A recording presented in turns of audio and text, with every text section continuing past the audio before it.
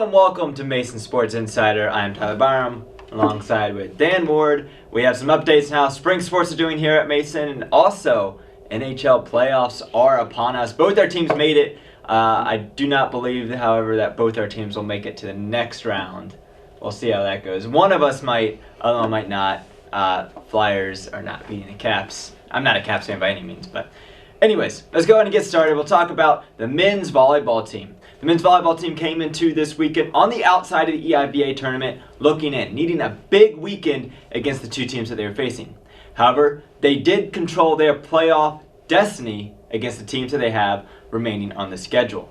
First up on Thursday night, they would face the New Jersey Institute of Technology on Thursday. Coming into this game, Mason was going to have to find a way to stop Jabari Goodrich for the Highlanders, who was the leading attacker in the EIVA. Right off the bat, Goodrich gets his first kill of the night to tie the game up early in the first set and have 5 kills in the opening set. But then the Patriots would settle in the second, Goodrich blocked by Dom Edgley and Christian Elias at the net. We go on. Goodrich blocked again by Elias and Garrett Killar. And then one final time, blocked by Elias and Killar yet again in the second set. In total, the Patriots blocked 4 times out of Mason's 12 on the night. Those were blocks against Goodrich. Paco Velez recorded his 4th double-figure kill game in a row with 11 as the Patriots sweep the Highlanders 3-0. Then on Saturday, another home match, this time against Princeton. The Tigers, who were already eliminated from the postseason, played the Patriots tough in this one. A back-and-forth first set in which the Patriots were able to fight off a set point with the way for Mason, 27-25. Radoslav Popov returned to form for the Green and Gold with 10 kills in the game, while Velez had 13. This would lead to a dominating 3-set sweep over Princeton for the second time this season. Jack Wilson had 2 relatively quiet nights to get some rest, while Velez, Popov, and Elias took care of the attacking duties. On the weekend, Johnny Gomez also added 21 digs in 6 sets. This was the Patriots' 5th consecutive win, their largest winning streak of the season, and the longest currently in the EIVA. So, 2-0 weekend for the team. EIVA conference play coming up. Or a tournament coming up, excuse me. Good signs for the team to go. Haven't clinched a spot yet, though. Yeah, they're in a great position to do so, though. 2 games remaining, and they only need 1 win out of those 2. 2 tough opponents, St. Francis and Penn State, so they do have their work cut out for them. If they do lose both, they're not out. Then they just need some help from some of the other teams, but they put themselves in a great position this past week by getting those 2 wins. Yeah, one thing that I really like to see is that we saw early on in the season there was a lot of emphasis on Jack Wilson and a lot of emphasis on Christian Elias. Yeah, those were the top 2 attackers for the team. Even though we had 2 formidable guys in Radoslav Popov and Paco Velez, that sometimes they were on the bench, sometimes they were just the second guy. But now this team, and I think it might have been by Hosak's design of having so much emphasis be on Wilson and Elias, that other teams focus on them, and then in these later games, you bring in Popov, you bring in Velez, and they just dominate. And that's what's been the case, because there's a lot of tension being swung around to the other side. Going forward, it'll be interesting to see, and I would love to see not just a different rotation each game, but a different rotation within the game, if that makes sense, where the focus isn't entirely on Jack Wilson maybe getting 20 kills, or Popov, or like this last game, how both Velez and Popov had over 10 kills each. So yeah, for sure. I want to see that rotation going forward. Yeah, like what you had mentioned, Wilson and Elias being the focus, that makes teams, when they're looking at film, hey, focus on these guys, but now all of a sudden, what about Velez? What about Radoslav Popov? They have so many weapons, and we've talked about how they do have a plethora of weapons on the team. Now they're able to use them late into the season, and it's really working out well for them. Yeah, but let's go ahead and take a look at the EIVA standings presented to you by GiantKiller.co. At the top, we have Penn State 11-1 in the EIVA. They have clinched their 18th consecutive regular season EIVA championship. Those Nittany Lions cannot be stopped. Hopefully things can change in the tournament. After that, we have St. Francis and George Mason, both tied at 8-4. St. Francis, with the better out-of-conference record, are currently ahead of the Patriots. They just got big wins over Sacred Heart and Harvard. 5 teams left, Tyler, competing for only 4 spots. Going to be a big upcoming weekends for all 5 of those teams. Yeah, pretty much each team has 2 games remaining. As you mentioned, Mason with St. Francis and Penn State. Win 1 game and the Patriots are in. Both these games are at home at the RAC this weekend. St. Francis, they will face off against the Patriots, as we mentioned, and Charleston. So as long as St. Francis can get a win out of one of those 2, they are in. Harvard versus Harvard will face Princeton and the New Jersey Institute of Technology. That game will essentially be a play-in game where the winner will be in. Does not eliminate the loser, however, but it makes it really tough. A lot of things have to go their way. Even if Mason goes 0-2 on the weekend, they can still make the tournament. But it's not in their hands anymore.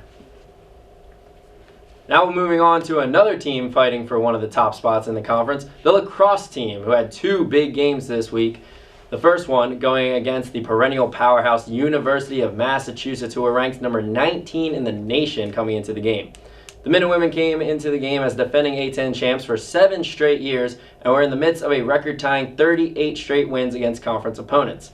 Patriots were ready and focused from the start and outplayed UMass through the first 6 minutes, taking an early 2-0 lead. But the men and women showed why they are the conference best team, scoring 2 goals, tying it up in only 30 seconds. Despite this being a game between the two best offenses in the conference, it was relatively low scoring through the first 20 minutes, with Mason having the lead 4-3.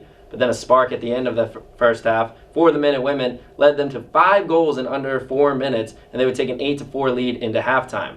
They then extend this lead 2-5 in the second half, and that would be all that they need, as their speed and their powerful offense just dominated the Patriots. The Patriots were able to manage it back into a 2-goal game, but it wasn't enough as they fell to the men and women 13-9. The win ended the Patriots' 5-game winning streak, but more importantly, set an NCAA record 39th straight win for the men and women against conference opponents. Again, NCAA record for most wins against your conference. Jesse Morgan, after the game, the head coach, said, quote, "I have to be proud because we've never been this competitive with UMass. They're a top 20 team, so I think it gave us a lot of confidence." Patriots, however, would have to bounce back quickly and shake the loss off as they had another game against a tough opponent in the Davidson Wildcats on Sunday. This was another close one in the first half, with the Patriots taking the early lead just to see it slip away before halftime. Fortunately, they grabbed the momentum quickly in the second half when Hannah Warpinski scored in just 13 seconds, and the Patriots never looked back. They ripped off 5 more goals in the second half, and they held off a late rally from the Wildcats to win the game 8-7. Jacqueline Spalding had yet another 3-goal game, and Lydia Montanino played facilitator, picking up 2 big assists in the second half. Elizabeth Benedetto, the freshman goalkeeper, picked up her 5th win of the season. She is now 5-1 thanks to her 4-save performance. The Patriots are now 8-3 overall and 3-1 in the conference.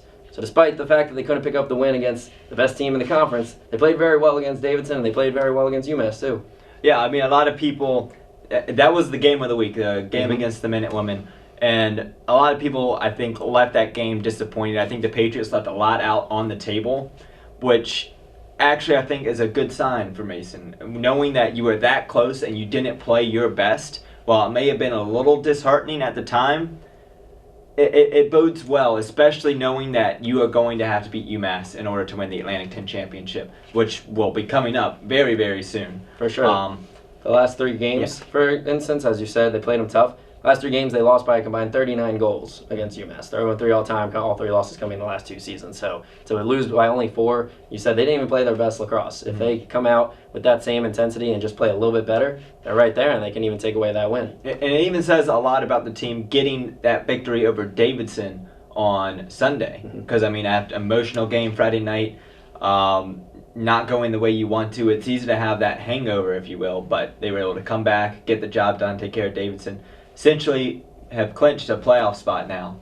So yeah, for the most part, they're right about there. That's a good segue into our standings. Let's take a look at the lacrosse standings presented by Giant Killer. And you'll see Mason right there at the top, number 2 spot, just behind UMass, who is well expected to be the winner as they have been year in and year out. But they're in a great spot. Only St. Joe's is tied with them as far as conference record-wise, and they're one of the few teams that even have an above 500 record overall.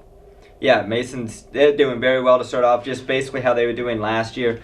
Only loss against Massachusetts, big win so far this season against Richmond, big win over Davidson right there, especially that comes down to the end of the year of who's in, who's out. Those are 2 games that you love to have under your belt going forward. This weekend, they have games against LaSalle and Duquesne, 2 teams in the middle of the pack, both battling to get into that top 4 to go to the tournament. So Mason's not out of the woods yet. Yeah, definitely not. Still got to win those last couple games. One more note, because I was really impressed with this. Chaji Callahan although being a freshman, I don't think she was told how good UMass is, because she had 4 goals and 1 assist in that game. So I just want to make a shout out to her, as well as Elizabeth Benedetto, who continues to show up as the freshman goalkeeper. Phenomenal job in her last 2 games, phenomenal job all season. So shout out to those 2 players. Yep, she made 9 saves on the face, 31 shots attempted.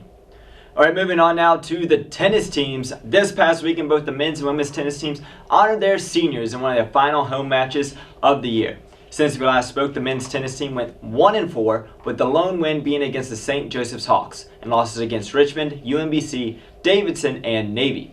The women's side, they went 1-2, with a win also over the Hawks, but losses to Loyola and Howard.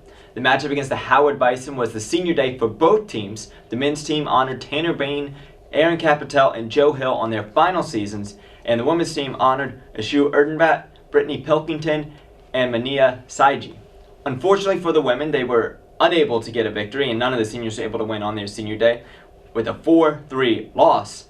The men's team, scores have not yet to be recorded, so unfortunately we have nothing to talk about for them in that game. But this was the final match of the year for the men's team. Meanwhile, the women, they will have a game against George Washington, but with that being the final game for the men's side, that means the Atlantic 10 Championship is right around the corner, and that will be this weekend starting on Thursday. The men's team will play on Thursday because of their poor in-conference record. They will not get that bye into Friday. They are 8-13 overall, 2-6 in conference play. And like I said, they will be playing in the pre-quarters games on Thursday. Most likely will be a lower seeded team and will have to face one of the higher seeded teams on Thursday. But they can make a run. I mean, this same situation they were in last year. Yeah, another team that has to unfortunately play one of those play-in games. Mason Sports has been struggling to get out of those play-in games recently, but definitely a chance to make a mark. You wouldn't be surprised if they make a little bit of a run here. Last year, the team beat Fordham 4-0, Davidson 4-3, en route to a semifinal berth in which they lost to VCU 4-0. If the Patriots are going to have a chance in this tournament, they are going to have to rely on their middle seeds, the 3 through 5 guys, and Jimmy Lange, Tanner Blaine, and Daniel Gutierrez. They have to win. If those 3 guys do not get a win, or at least we get 2 wins out of there, don't expect the Patriots to go very far in this tournament, or even to get out of that match, because those guys are going to have big wins. At the top, we have Aaron Capitel and Joe Hill. I just believe they're great players, and I mean, it's one of those things where you may be losing at number 1, whereas you could sweep the number 2 guys, which is tennis is such a weird sport if you're not following it.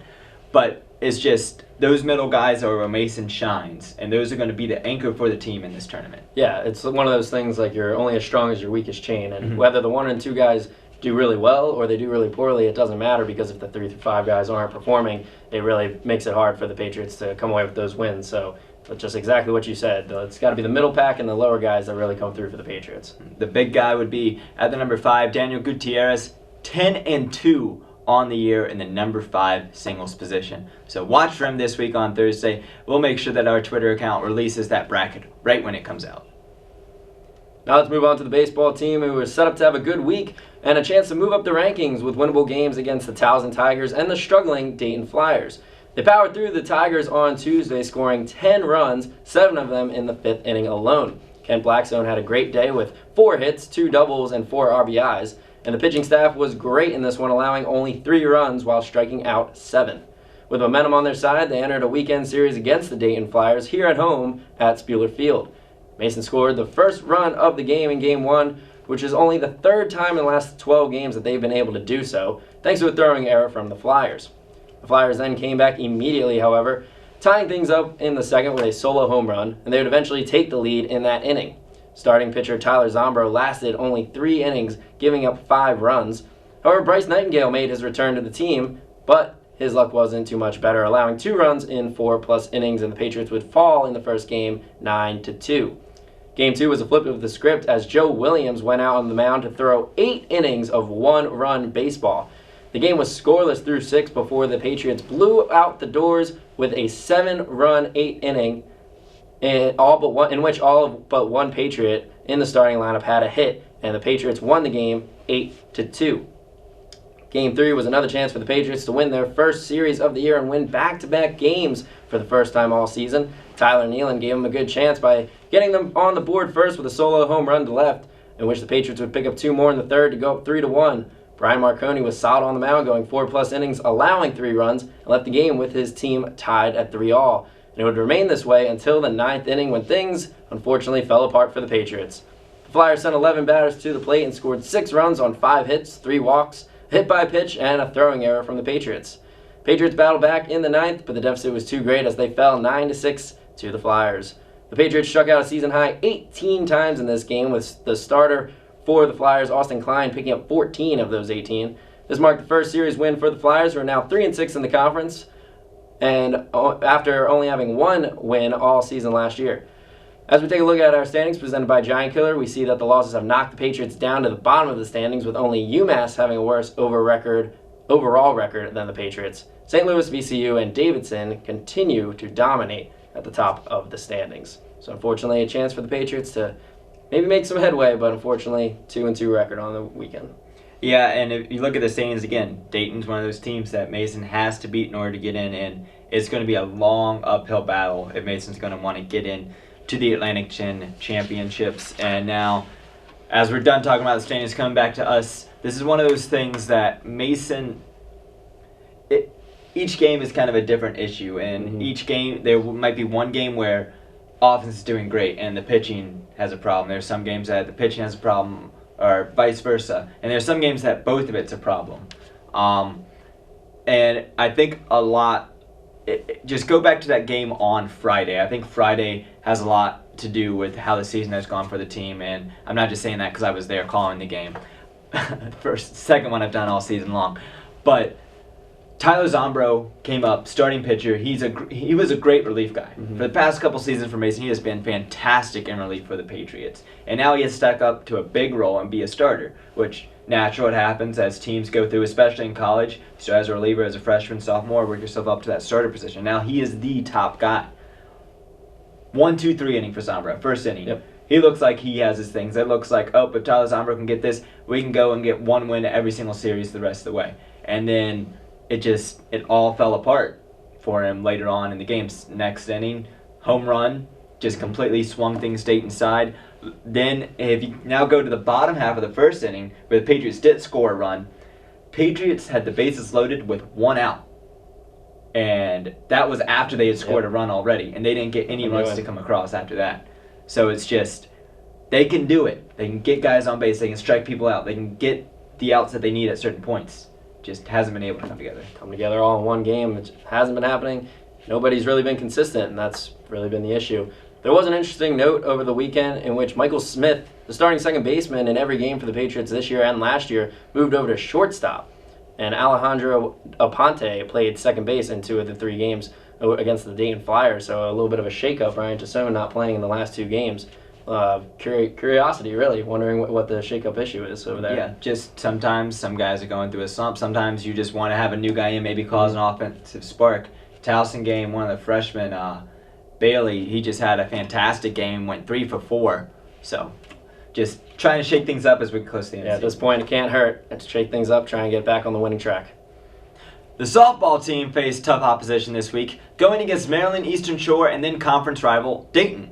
In the midweek out-of-conference doubleheader, the Patriots split the series against Eastern Shore.